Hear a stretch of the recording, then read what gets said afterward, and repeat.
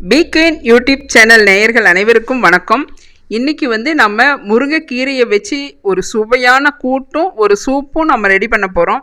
நார்மலாக முருங்கைக்கீரையில் பொரியல் பண்ணுவாங்க, இல்லைன்னா குழம்பு அந்த மாதிரி ஏதாவது செய்வாங்க. ஆனால் நம்ம டிஃப்ரெண்ட்டாக ஒரு பிடிக்கிற மாதிரி நம்ம டிஃப்ரெண்ட்டான டேஸ்ட்டில் கொடுக்கும்போது கண்டிப்பாக குழந்தைங்க பெரியவங்க எல்லாமே இதை எடுத்துக்கணும்னு விரும்புவாங்க. அதுக்கு ஒரு சின்ன டீஸ்பூன் ஜீரகம், ஒரு டீஸ்பூன் மிளகு, ரெண்டையும் நல்லா ஒரு இடிக்கல்லில் இடித்து சேர்த்துக்கலாம். நீங்கள் வேணாம் அப்படின்னா நீங்கள் மிக்ஸி ஜாரில் கூட அடித்து சேர்த்துக்கலாம். இது ரொம்ப நைஸாக அரைக்கணுங்கிற அவசியம் இல்லை. இது 1-2 அடித்தா போதும். இதோட ஒரு 6-7 பல் பூண்டு சேர்த்துக்கலாம். பூண்டு கம்பல்சரியாக முருங்கைக்கீரைக்கு சேர்த்துக்கோங்க. ஏன்னா முருங்கைக்கீரையில் எரிப்புத்தன்மை அதிகமாக இருக்கும். அதை ஜீரணமாக பண்ணணும் அப்படின்னா கண்டிப்பாக முருங்கைக்கீரை இந்த பூண்டை சேர்த்துக்கணும். இல்லைன்னா அது கேஸ்ட்ரிக் மாதிரி அப்படியே நெஞ்ச கரிக்கும். அதுக்காக பூண்டு சேர்த்துக்கலாம். இந்த முருங்கைக்கீரையில் அதிகப்படியான சத்து இருக்கிறதுனால இது முடி கொட்டுற பிரச்சனை சால்வ் ஆகும். நீரிழிவு நோயாளிகள், அதே மாதிரி ப்ரெஷர் இருக்கிறவங்க எல்லாமே இதை எடுத்துக்கிட்டால் அது கண்ட்ரோல் ஆகும். சருமம் நல்லா பளபளப்பாகும். நல்ல அயன் கண்டென்ட் இருக்குது. அதே மாதிரி எலும்பு மண்டலம் இதெல்லாம் நல்லா சீராக்கும். இதில் இல்லாத சத்துக்களே இல்லை, அந்த அளவுக்கு இருக்குது. இது இடித்து போட்டதோட ஒரு சின்ன டீஸ்பூன் மஞ்சள் பொடி, ஒரு டீஸ்பூன் குழம்பு மிளகாய்த்தூள் நான் சேர்த்துருக்கேன். நீங்கள் நார்மலாக இதில் நம்ம சூப்பு எடுக்கிறதுனால குழம்பு மிளகாய் தூள் வேண்டாம் அப்படின்னு நினச்சிங்கன்னா நீங்கள் வரமிளகாயை கிள்ளி சேர்த்துக்கோங்க. நான் குழம்பு மிளகாய் சூப்புக்கும் சேர்த்து எடுத்திருக்கேன். இதோட 2 தக்காளியை கட் பண்ணி சேர்த்துக்கலாம். ஒரு 5-6 சின்ன வெங்காயம் சேர்த்துக்கலாம். இதில் நம்ம இப்போ ஆயில் கலந்து வேக வைக்கணும்னு அவசியம் இல்லை. நாம் அதுக்கு தனியாக தாளிப்பு கொடுத்துக்கலாம். இப்போ நம்ம கூட்டுக்கு மட்டும் வேணும் அப்படின்னா தண்ணி கம்மியாக விட்டு சேர்த்துக்கலாம். இது தேவையான உப்பை ஆட் பண்ணிக்கலாம். கூட்டுன்னா நீங்கள் அதையெல்லாம் கலந்து வர அளவுக்கு தண்ணி இருந்தால் போதுமானது.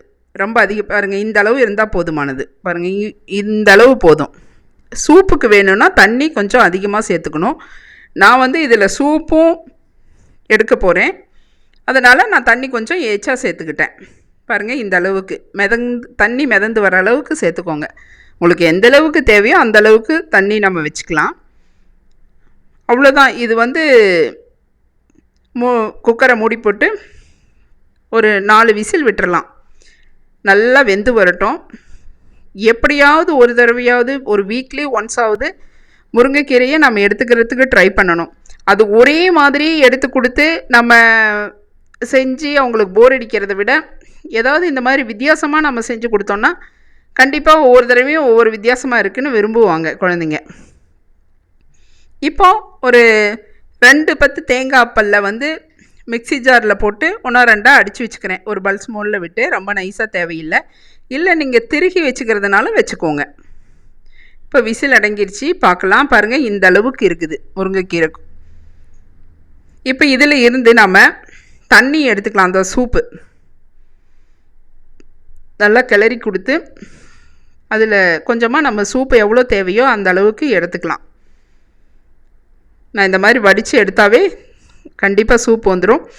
இந்த சூப்பில் எல்லா சத்துக்களும் இருக்குது. இப்போ நீங்கள் ஒரு தொண்டை கரகரப்பாக இருக்குது, ஒரு சளி பிடிக்கிற ஒரு எஃபர்ட் இருக்குது அப்படின்னா இந்த சூப்பு அப்படி இதில் கொஞ்சமாக மிளகுத்தூள், புதினா, லீஃப் எல்லாம் கலந்து அப்படியே ஒரு வெதுவெதுப்பான சூட்டில் நீங்கள் அப்படியே எடுத்து இது சாப்பிடும்போது அப்பயே ரிலீவ் ஆகும்.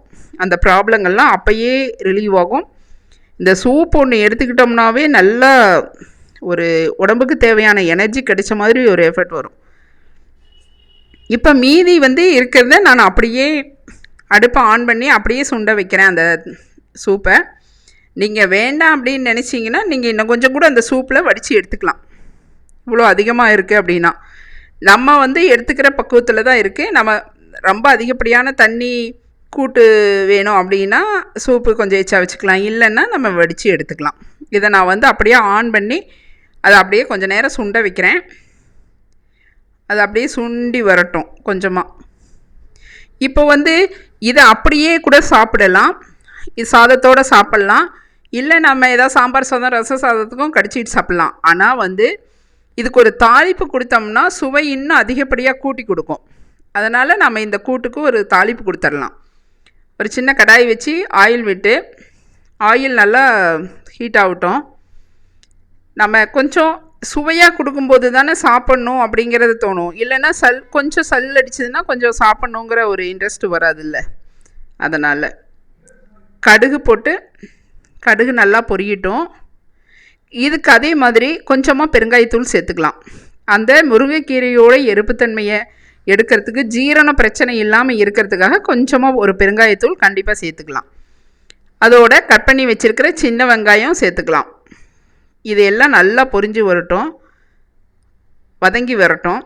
2 மிளகாய் வத்தலை நான் சேர்த்துக்கிறேன். விதையை எடுத்துகிட்டு சேர்த்துக்கோங்க. வெங்காயம் நல்லா ஒரு கண்ணாடி பதம் வரட்டும், நல்லா பொரிஞ்சு வரட்டும். கொஞ்சமாக கருவேப்பிலை இதோடு சேர்த்துக்கலாம். அவ்வளோதான். இதுக்கு பெருசாக வேறு எதுவும் போட்டு தாளிக்கணும் அப்படிங்கிற அவசியம் இல்லை. நீங்கள் நெய்யில் வேணுனாலும் நீங்கள் இதை தாளிப்பு கொடுக்கலாம். இன்னும் நல்லா சுவையாக இருக்கும். அதே மாதிரி நம்ம வந்து இதுக்கு தேங்காய் துருவல் மட்டும் போடணும் அப்படிங்கிற அவசியம் இல்லை. நீங்கள் நிலக்கடலையை வந்து நல்லா பொடிச்சு போட்டாலும் இந்த கூட்டுக்கு சூப்பராக இருக்கும். இல்லை அப்படின்னீங்கன்னா நீங்கள் கடலைப்பருப்பை வந்து வேக வச்சு இதோடு சேர்த்துனீங்கனாலும், இந்த முட்டைக்கோஸ் புடலங்காய் கூட்டெல்லாம் செய்வோம்ல, அதே மாதிரி இதோடு சேர்த்துனோன்னாலும் சுவையாக இருக்கும். துவரம் பருப்பையும் வேக வச்சு ரொம்ப குழையாமல் நல்லா வெந்து மலர்ந்து வரும்ல, அந்த சமயத்தில் இதோடு சேர்த்துக்கிட்டோன்னா இந்த கூட்டம் அவ்வளோ சுவையாக இருக்கும். இப்போ நான் தேங்காய் துருவல் மட்டும்தான் இதில் போட போகிறேன். இப்போ தாளித்து எடுத்து கொட்டிட்டோம் அதில். இதோடு சேர்ந்து கொஞ்சம் நேரம் அப்படியே வதங்கட்டும். இந்த அளவுக்கு கூட்டு இந்த மாதிரி வந்துடும். இது வந்து நம்ம எப்படி வேணுமோ அந்த ஸ்ட்ரெச்சருக்கு நம்ம கொண்டு வந்துக்கலாம். கொஞ்சம் ட்ரையாக வேணும்னாலும் வச்சுக்கலாம், இல்லைனாலும் கொஞ்சம் அப்படியே சதன்னு வச்சுக்கலாம். இப்போ தேங்காய் துருவலை இதில் நான் மடித்து வச்சுருக்க தேங்காய் துருவலை இதில் சேர்த்துக்கலாம். உங்களுக்கு தேங்காய் துருவல் இல்லைனாலும் நீங்கள் நான் சொன்ன ஏதோ ஒன்றை நீங்கள் சேர்த்துக்கலாம். அதில் கம்பல்சரி ஏதாவது ஒன்று சேர்த்துனீங்கன்னா சுவை நல்லா இருக்கும். இதில் ஆல்ரெடி புளிப்பு சுவை, இந்த தேங்காய் துருவல் இனிப்பு சுவை, இந்த முருங்கைக்கீரையோட துவர்ப்பு எல்லாம் சேர்ந்து வரப்போ அந்த கூட்டு நல்லா சாதத்தோடு சாப்பிட சுவையாக இருக்கும். இதை கொஞ்சம் போதும், இந்த அளவு இருந்தால் போதுமானது. இதை நாம் சாப்பிட ரெடி பண்ணிட்டோம். கடைசியாக இந்த மாதிரி வரும். நீங்கள் இதில் வந்து இன்னும் கொஞ்சம் சூப் அதிகமாக இருக்குதுன்னா நீங்கள் ஆரம்பத்துலேயே வடித்து எடுத்துருங்க. இந்த மாதிரி சுவையாக நம்ம செஞ்சு கொடுக்குறப்ப கண்டிப்பாக குழந்தைங்கள பெரியவங்க எது வேண்டான்னு சொல்ல மாட்டாங்க, விரும்பி சாப்பிடுவாங்க. இதே மாதிரி நீங்களும் உங்கள் வீட்டில் செஞ்சு சாப்பிடுங்க. இந்த முருங்கைக்கீரையை வந்து நீங்கள் டீக்கு பதில் சூப்பாகவும் எடுத்துக்கலாம். இது ரசம் மாதிரி சாதத்தோடு கலந்தும் சாப்பிட்லாம். நம்மளோட விருப்பம்தான். ஏதாவது ஒரு வகையில் நம்ம சத்து உடம்புக்கு எடுத்துக்கிறோம். இதில் கொஞ்சம் பெப்பர் தூளும் புதினாவும் சேர்த்துக்கோங்க, சுவை இன்னும் அதிகமாக இருக்கும். இதே மாதிரி நீங்களும் உங்கள் வீட்டில் செஞ்சு சாப்பிட்டு பாருங்கள். பிக்யூன் சேனலை பிடிச்சிருந்தால் லைக் பண்ணுங்கள், சப்ஸ்கிரைப் பண்ணுங்கள். மீண்டும் அடுத்த வீடியோவில் சந்திக்கலாம். நன்றி, வணக்கம்.